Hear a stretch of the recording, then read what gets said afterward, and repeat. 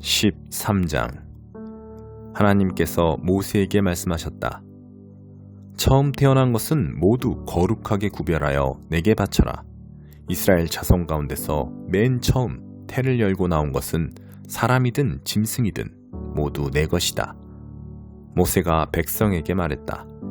이날을 항상 기억하십시오. 이날은 여러분이 이집트, 곧 여러분이 종살이하던 집에서 나온 날입니다. 하나님께서 강한 손으로 여러분을 이집트에서 이끌어내셨으니 누룩을 넣은 빵은 먹지 마십시오. 여러분은 봄이 시작되는 아비벌에 이집트를 떠났습니다. 하나님께서 여러분을 이끄셔서 가나안 사람과 헷 사람과 아모리 사람과 히윗 사람과 여부스 사람의 땅, 곧 여러분에게 주시겠다고 여러분의 조상에게 약속하신 젖과 꿀이 흐르는 땅으로 여러분을 데려가시거든 여러분은 이 달에 다음과 같이 예식을 지켜야 합니다. 여러분은 7일 동안 누룩을 넣지 않은 빵을 먹어야 하며 일곱째 날에는 하나님께 절기를 지켜야 합니다. 7일 동안은 누룩을 넣지 않은 빵을 먹어야 합니다. 누룩을 넣은 흔적이 있어서는 안 되며 어디에도 누룩이 있어서는 안 됩니다. 그날에 여러분은 여러분의 자녀에게 이 예식을 지키는 것은 내가 이집트에서 나올 때 하나님께서 나를 위해 행하신 일 때문이다 하고 알려주십시오. 이날을 지키는 것은 여러분의 손에 감은 표나 여러분의 두 눈 사이에 붙인 기념표나 여러분의 입에 담긴 하나님의 가르침과 같은 것입니다. 하나님께서 강한 손으로 여러분을 이집트에서 이끌어내셨기 때문입니다. 여러분은 해마다 정해진 때 이 규례대로 행하십시오. 하나님께서 여러분과 여러분의 조상에게 약속하신 대로 여러분을 가나안 사람의 땅으로 이끄셔서 그 땅을 여러분에게 주시거든 여러분은 맨 처음 태어난 모든 것을 하나님께 구별하여 드려야 합니다. 여러분의 가축이 맨 처음 낳은 새끼도 모두 하나님의 것입니다. 여러분이 나귀의 첫 새끼를 다른 것으로 대신하고 싶으면 어린 양으로 대신할 수 있습니다. 대신하지 않으려거든 그 목을 꺾어야 합니다. 여러분의 자녀 가운데 맏아들은 모두 대속하십시오. 때가 되어 여러분의 아들이 왜 이렇게 하는 것입니까? 하고 묻거든 이렇게 말해 주십시오. 하나님께서 강한 손으로 이집트, 곧 종살이하던 집에서 우리를 이끌어내셨다. 바로가 우리를 놓아주지 않으려고 완강하게 버티자 하나님께서 이집트에서 처음 태어난 것, 곧 사람뿐 아니라 짐승의 처음 태어난 것까지 다 죽이셨다. 그래서 내가 처음 태어난 모든 수컷을 하나님께 제물로 드리고 모든 맏아들을 대속하는 것이다. 이날을 지키는 것은 여러분의 손에 감은 표나 여러분의 이마 중앙에 붙인 표와 같은 역할을 합니다. 하나님께서 강한 손으로 우리를 이집트에서 이끌어내셨기 때문입니다. 바로가 백성을 내보낸 뒤의 상황은 이러하다. 블레셋 사람의 땅을 통과해 가는 길이 가장 가까운 길인데도 하나님께서는 백성을 그 길로 인도하지 않으셨다. 백성이 전쟁을 만나면 마음이 바뀌어 이집트로 되돌아갈 것이다 하고 생각하셨기 때문이다. 그래서 하나님께서는 백성을 홍해로 가는 광야길로 돌아가도록 인도하셨다. 이스라엘 자손은 군대식으로 대우를 갖춰 이집트를 떠났다.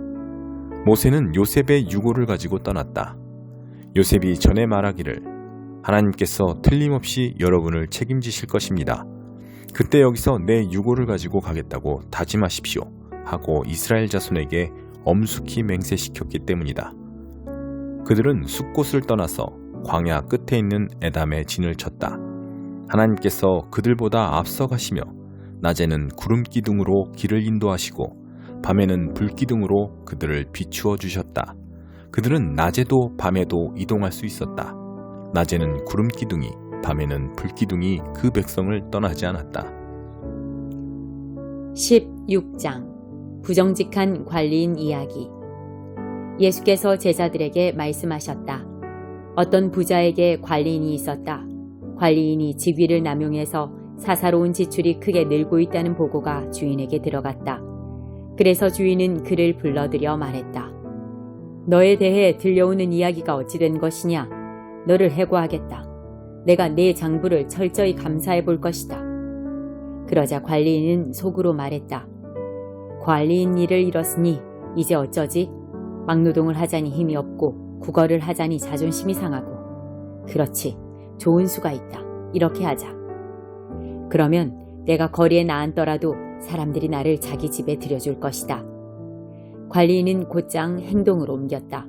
그는 자기 주인에게 빚진 사람들을 한 사람씩 불렀다. 처음 온 사람에게 관리인이 말했다. 내 주인에게 진 빚이 얼마요? 그가 대답했다. 올리브 기름 100통입니다. 관리인이 말했다. 지금 당장 여기 앉아서 당신 서류에 50이라고 쓰시오. 다른 사람에게 말했다. 당신은 무슨 빚을 졌소? 그가 대답했다. 밀 100부대입니다. 그가 말했다. 당신 서류를 가져다가 80이라고 쓰시오. 자, 여기에 놀라운 소식이 있다. 주인은 이 부정직한 관리인을 칭찬했다. 왜 그랬겠느냐? 그가 제 앞가림을 할 줄 알았기 때문이다. 세상 물정에 밝은 사람들이 이 점에 있어서는 법을 잘 지키는 시민들보다 영리하다. 그들은 늘 빈틈이 없고 온갖 수단을 꾀하며 수완을 발휘해서 살아남는다. 나는 너희도 그런 식으로 옳은 것을 위해 영리해지기를 바란다. 모든 역경을 생존을 위한 창조적인 자극제로 삼고 가장 본질적인 것에 너희 관심을 집중하여라. 그러면 너희는 선한 행동에 만족하면서 그저 그렇게 사는 것이 아니라 참으로 살게 될 것이다. 하나님은 내면을 보신다. 예수께서 계속 말씀하셨다. 너희가 작은 일에 정직하면 큰 일에도 정직할 것이다. 너희가 작은 일을 속이면 큰 일도 속일 것이다.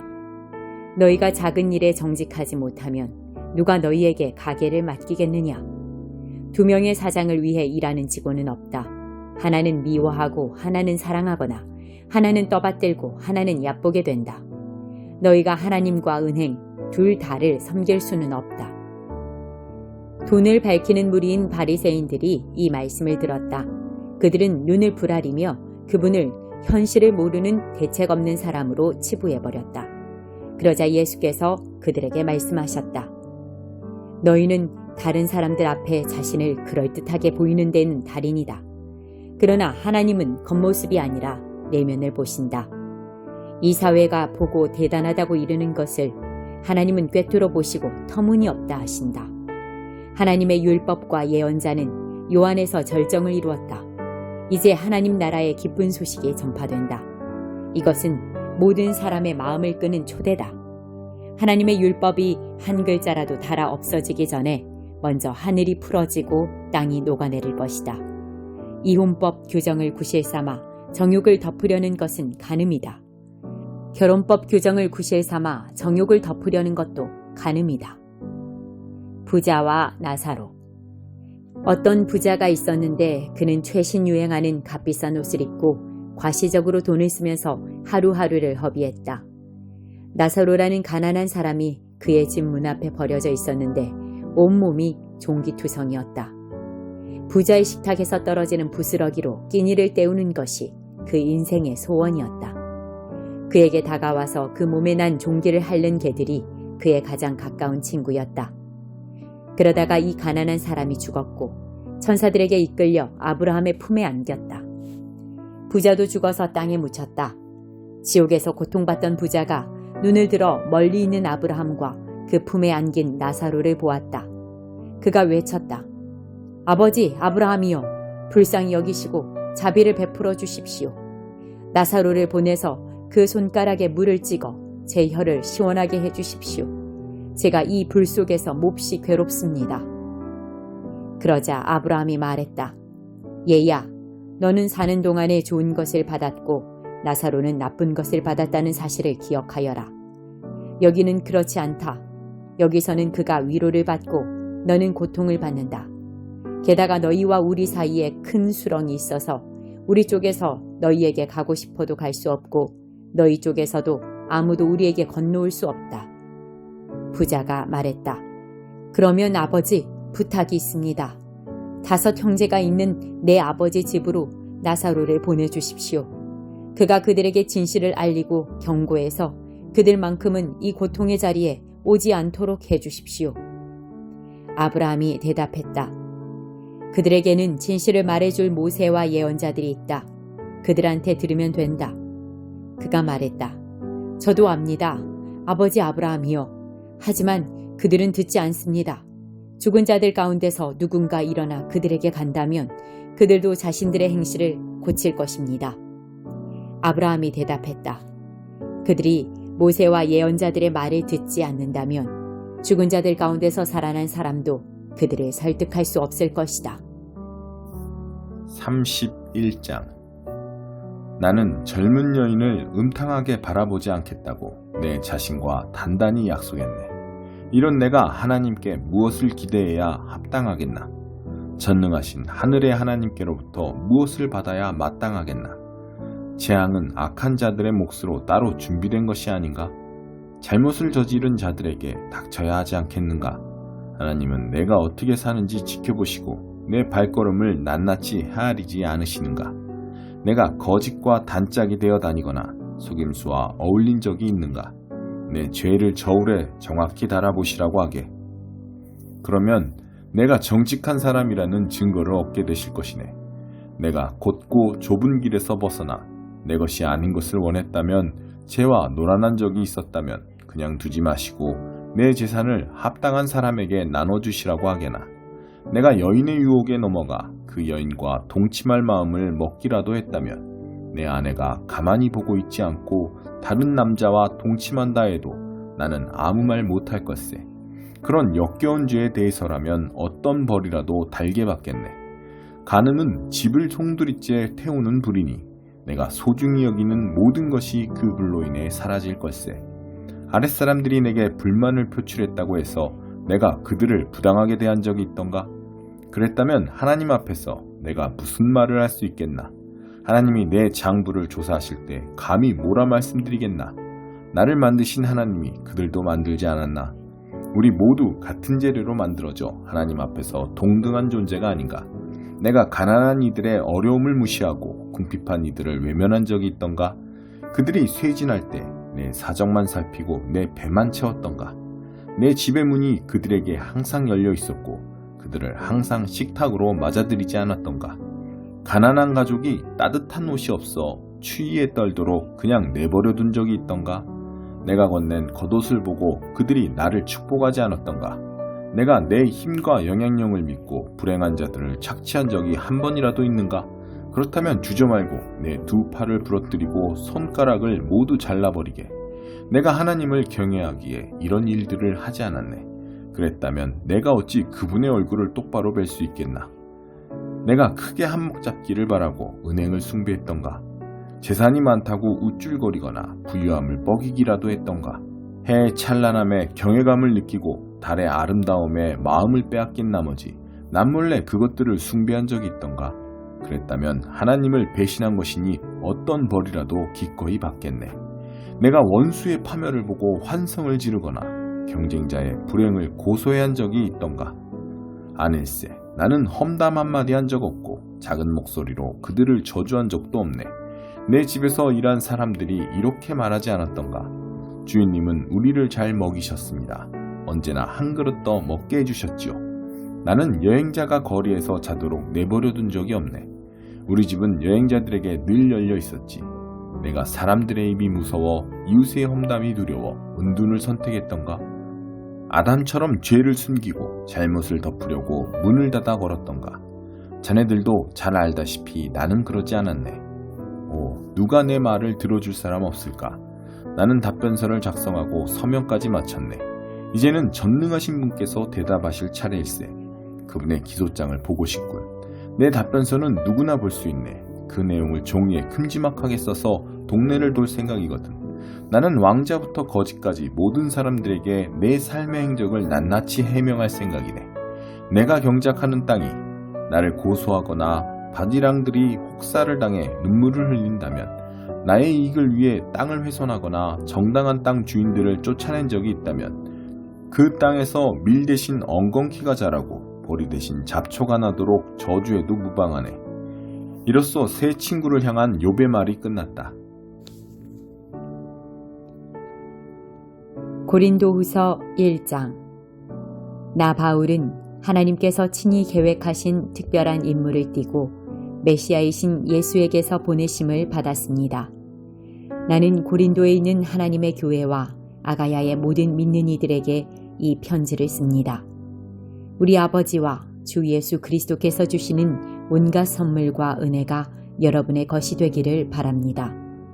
여러분이 알고 신뢰하는 디모데도 나와 함께 문안합니다.